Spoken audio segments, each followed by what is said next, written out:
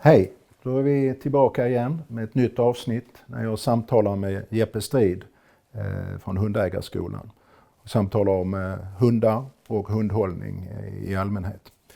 Så Jeppe, vi ska idag prata om de vanligaste felen man gör, om hundens mentalitet, viktigast att kunna med mera. Men jag börjar med, du brukar säga att när man kommer till dig så kommer man med en hund men egentligen två. Vad menar du med det?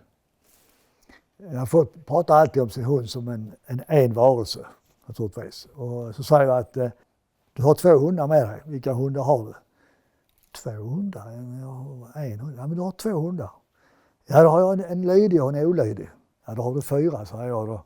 Lite spexigt. Vad vill jag komma? Du har en mental och en fysisk. Om man ska beskriva det kort så är det så att om jag nu tittar ifrån dig här och tittar på en störning där borta. Jag sitter kvar här. Jag sitter kvar här för du har sagt till mig stanna, så jag sitter här. Men jag tittar på haren eller vad ni vill. Då vill ofta en förare säga duktig, jättebra att du sitter kvar där. Men jag tänker samtidigt, ska jag äta katten framifrån eller bakifrån? Och så hör jag din positivitär och rösten med. Bra Jeppe. Pang! Då tar jag katten bakifrån för vad jag tänkte. Men om jag bryter blicken ifrån katten och tittar på dig och säger, vad ska vi göra Sven? Och du säger, duktig Jeppe. Då har jag brutit kontakten med den. Då tränar du min mentala status. Inte den fysiska. För här tränar du bara köttbiten som sitter kvar.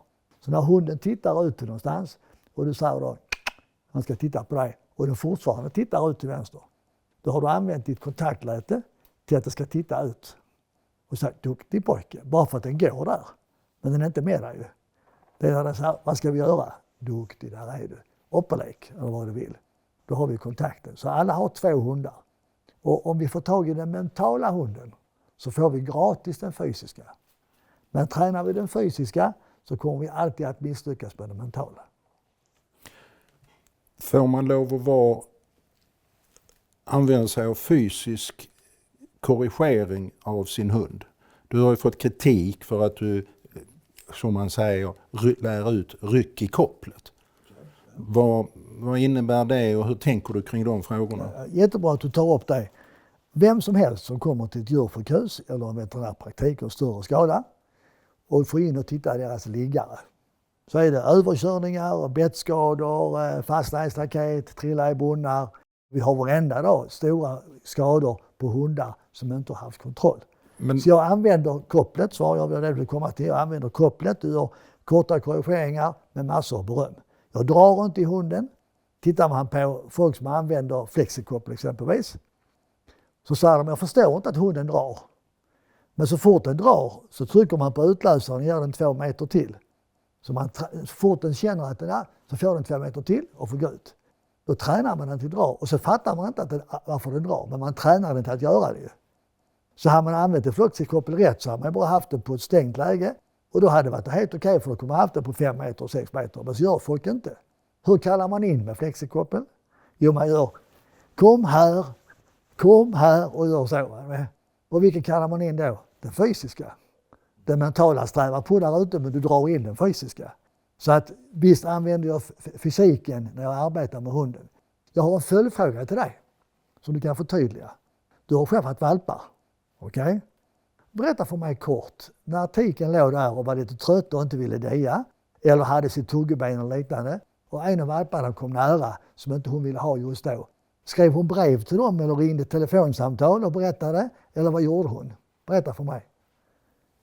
Ja, nej, det är inte så svårt att berätta. För att det nej, men jag gör det gärna så folk förstår det.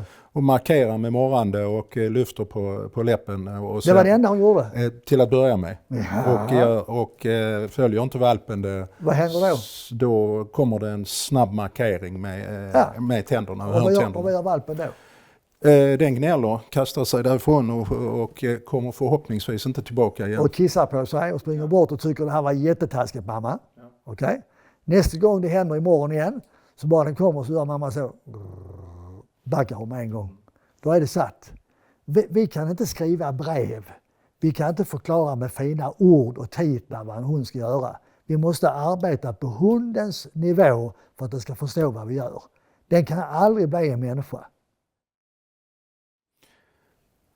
Vilka är de vanligaste sakerna eller de viktigaste sakerna som man ska träna in med sin hund? Inte vanligaste, utan vilka är de viktigaste sakerna tycker du? På och av. På och av, det får du förklara. Ja, alltså du ska kunna ha hunden i aktivitet, motivation, kärlek och ha trevligt med den. Men du måste ha en brytare. Har du inte en brytare så kan du aldrig stoppa en hund. Och har du inte en brytare så kan du inte, var gång du sätter en hund lös, många gör så här. Inga joggare, inga katter och så, då får det vara lös en stund. Okej? Då är det omgivningen som styr om hunden kan vara lös. I min värld, om man ska vara lite elak, så säger man jag spelar rysk roulette med min hunds liv. För skulle jag springa efter en hare där och det är en väg emellan som är hunden överkörd, där börjar man diskutera då. Tänk sån otur att det kom bilar där. Det brukar aldrig komma bilar på den vägen. Då börjar man diskutera om det är bilar eller ej. Istället för att inse att jag har försatt min hund i fel läge, utan kontroll, för faror som den blir skadad av. Det är alltså mitt fel. På och av. På och av, så det är inte kom och det är hit moment. eller... Det är moment. Allt det du pratar om är moment. Gå vid sidan, stanna kvar, kom här. Och det arbetar man för att befästa på och av. Men på och av är ju att kunna gasa och bromsa. Gasa och bromsa. Och kan jag det så kan jag lägga in vilka kommandon jag vill och vilka moment jag vill för att ha kul. Det är bara en pålaga. Men mitt grundförhållande att säga ja, nu kör vi. Eller att det gör vi inte. Det är ju grunden för att kunna arbeta med moment och lydnad och träning. Visselpipa? Visselpipa på skånska heter trutförlängare. Och det är för att jag använder den på långt håll och jag kan förstärka mig, men jag är huvudnyckeln. Så det är jag som säger att nu är det stopp med min röst och så vidare. Men visselpipan är bra att använda på långt håll. Jag har varit på prov med mina hundar ibland, var folk som kan hund egentligen har kommit fram och sagt vad bra pipa du har, var köper man en sån för de stannar ju så perfekt. Och då tänker man, vem är hemma överhuvudtaget i den hjärnan? För det är ju inte pipan som gör det, det är ju träningen ifrån mig, min huvudnyckel, som sen använder ett instrument i form av pipa. Vad är det enligt dig det vanligaste felet som lärs ut på kurser? Att man går in på inlärningsfaktorn, men man stoppar där. Vad innebär det? Förklara. Ja, man gör moment och allt som är, och så, vad duktig du är och det här kommer bli bra och så vidare. Men man utsätter inte hunden för en vardagsträning i form av störningar och ser ifall den dressyren och lydnaden man har lagt in fungerar under skarpt läge. Det är det vanligaste felet. Du brukar ju fråga vem som bestämmer nivån på träningen och oftast får du felaktigt svar. Ja. Förklara. Folk vill alltid säga att det är jag som bestämmer det. Det kommer aldrig någonsin att bli föraren som bestämmer nivån på en träning. Det är hundens mentala status som bestämmer nivån på en träning. Har jag en hund med ett väldigt driv, hög skärpa, stor dådkraft, full rulle, så måste naturligtvis min tydlighet, mitt röda lampa, vara tydligare för att få hunden att förstå att det går inte just nu. Har jag en jättemjuk hund som har dålig dådkraft och försiktig och sådär, då måste jag vara jättenoga med motivationen och verkligen lyfta den här hunden och göra den så bra som möjligt ut efter dess mentala status. Jag kan aldrig gå in neurokirurgiskt och ändra på hjärnan. Nej. Men jag kan gå in och förvalta hundens mentala status och individ på bästa möjliga sätt med en anpassad träning. Men det kommer alltid att bli hunden i fråga som bestämmer hur träningen ska utföras för att göra bäst resultat på hunden i fråga. Hur pratar du med din hund? Jag pratar genom ett musikinstrument. Och hur låter det? Längst nere här har jag dova röster och säger det är som din tik hemma när hon morrar. Säger det betyder vad du än gör nu, sluta. Det är inte sitt, det är inte ligg, det är inte kom. Vad du än gör, checka ut. Det är stoppet, okej? Så fort jag har fått respons på det så måste jag kompensera med något annat. För det är negativt, bara så vi är överens. Då blir hunden så här, tycker att det här är jobbigt. Va? Då måste jag kompensera. Då lyfter jag mitt ljud till mellanregistret. Så ja, duktig pojke, så fin du var. Och det är långt och det är varmt. Men det är inte gällt, okej? Ska jag tagga? Ja! Då taggar jag. Ja. Här har vi problem. Vi killar, män, vad vi kallar oss, vi säger ofta bra! Han är en duktig hund. Det är samma som arkebusering. Och många kvinnor säger nej, du får inte jaga haren. Katastrof. Så vi måste ha dialog på hunden. Kommandona kan du ta ur sidan, det är vad du själv vill använda. Men säger man sitt, det betyder hoppa. Säger man sitt, betyder det sitt. Vi har berört det lite tidigare, men varför uppfattar inklusive jag själv man att hundens lydnad försämras över tid? Kort. När man når en viss nivå med hunden så kopplar man i början man vill inte liksom noga men det ska fungera. Va?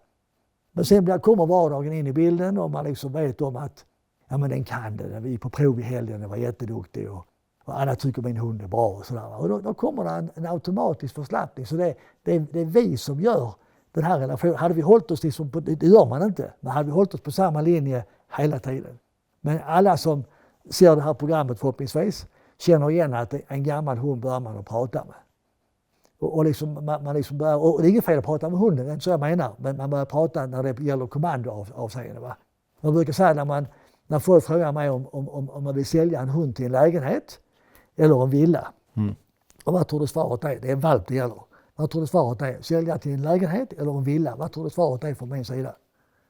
Villa. Villa. Och det är helt fel. De säljer mycket hellre en valp till en lägenhet. Och varför det? För den personen i lägenheten måste aktivt gå ut med sin hund. Han måste aktivt ha kopplet på och gå fram där och kissa och bajsa och vara aktiv med hunden. I villan öppnar man dörren, släpper ut hunden. Hunden far ut som Sören. Jag står själv med strumporna på och låter springa runt trädgården. Så kallar jag. Kom nu! Kommer den inte. Han är nog inte färdig, tänker jag då. Så stänger jag dörren, så kommer hunden och rafsar på dörren. Så öppnar jag dörren. Han är förståndig, han vet att han är färdig nu. Denna hunden säger till dig, jobba. Du är heltidsanställd. Istället för att inse att när du kan kalla på hunden så kommer den. När valpen kommer, vad ska man tänka på? Vad är det viktigaste?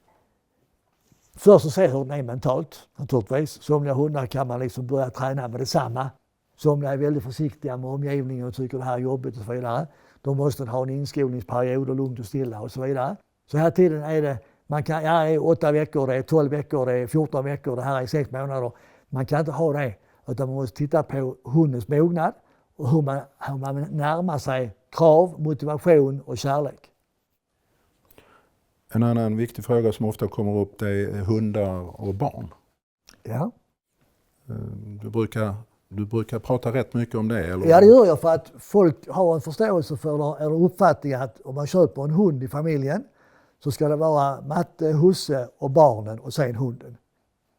Och det kan aldrig bli så. Om jag har en hund med attityd, okej?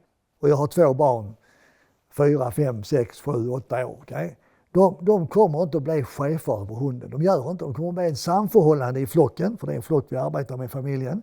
De kommer få ett samförhållande, men de måste veta att om hunden ligger där med ett ben och tuggar på ett ben, och det är en ranghög hund, 1,5 år gammal, med pondus, så kan inte en 5-åring gå bort och ta det benet om inte hunden vill. Det går inte. Det funkar inte så. För hunden kommer att säga till att det är mitt ben. Eller borsta tänder på kvällen eller klippa klorna och så vidare. Torka tassarna. Om det funkar, jättebra. Men om du får en hund med attityd så måste man lära barnen att du får mysa, du får gosa med hunden så mycket. Men det är hundens villkor. Kommer hunden och lägger sig hos dig och du klappar den, helt okej och självklar sak. Men ligger den borta i sin låda och är trött av att vara ute och jaga på dig hela dagen och ligger där så kommer ditt barnbarn hem och ska bort och slänga sig och krama hunden. Det ska den inte. Han har lågt blodsocker, han är trött och han har varit ute hela dagen och kanske lite vrång i humöret. Då säger låt hunden vara. Och kommer han till dig för att klappa han, men låter han vara när han ligger bort i sin korg. Men det här förstår folk, men han måste kunna kela. Nej, det ska han inte. Det är en individ. Så det innebär att man ska samträna, så att säga. Barnen ska också utbildas inom hundhållning. Absolut. Absolut. Och vi säger att du kan sitta här. Så kallar vi fram Pelle här och säger, ja, kan du Pelle sitta här. Och så tar du barnens hand, lugnt och stilla, och för fram till hunden så den får lukta på det. Klappar på ett bra sätt där. Så ska man göra när man pratar med en hund. Så, va? och du ska inte stimma med händerna och ska inte röra sig så här, så är det mycket, mycket lättare att få en lugn tillväxt mellan hund, eller tillvänjning mellan hund och förare. Ja, tiden går fort när man har roligt, Jeppe, och det är intressant. Det vara. Och med detta så säger vi bara att vi återkommer. Tack. Absolut.